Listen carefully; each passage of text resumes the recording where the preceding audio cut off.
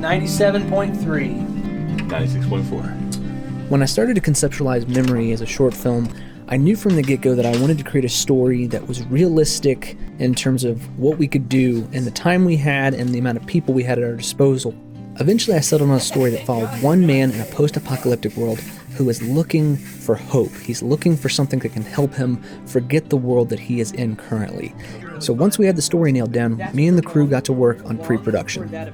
To keep things realistic, we needed to be able to shoot at basically one location for the majority of our one-day shoot.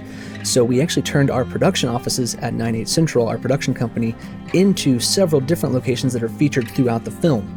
Early on, director David Stapp had a very clear idea of how he wanted it to be color graded, so that was great going in. We knew exactly how to light it. We used what's called a cove light, where we took a bleached muslin, put it up against the wall, and then we blasted a Kino Flow Select 30 into it.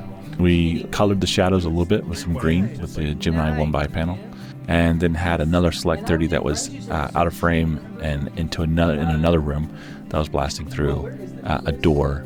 This was all filmed on the Canon C500 Mark II, full frame with Sigma Cine Prime lenses. It's a great combination. Of course, we used Rode mics during the filming of it. The biggest thing that helped in writing this film was knowing the actor I was going to use, which is Garrett Livengood, and I even knew that he had his twin girls, Josie and Ellie, who were about 2 years old.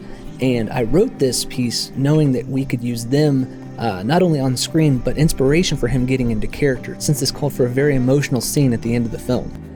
Getting into character in a short film comes down to kind of a raw mood or emotion that you're trying to hit. And then I think for this piece, we kind of had the raw emotion with the fact that my daughter was involved with the project, and essentially it would be a father-daughter story and the memory of that at heart. I think we wanted this piece ultimately to have a spirit of hopefulness that manifested itself not only in the broadcast itself and his motivation to others who may be out there, and how that pushes him to move forward and hopefully better the world.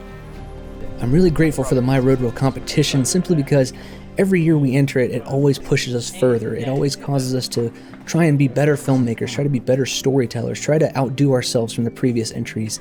And we always walk away learning something new. We walk away with something we're really proud of. And we hope you guys enjoyed watching the film just as much as we did making the film, because we learned a lot, we had a lot of fun, and we are definitely ready to do it again next year.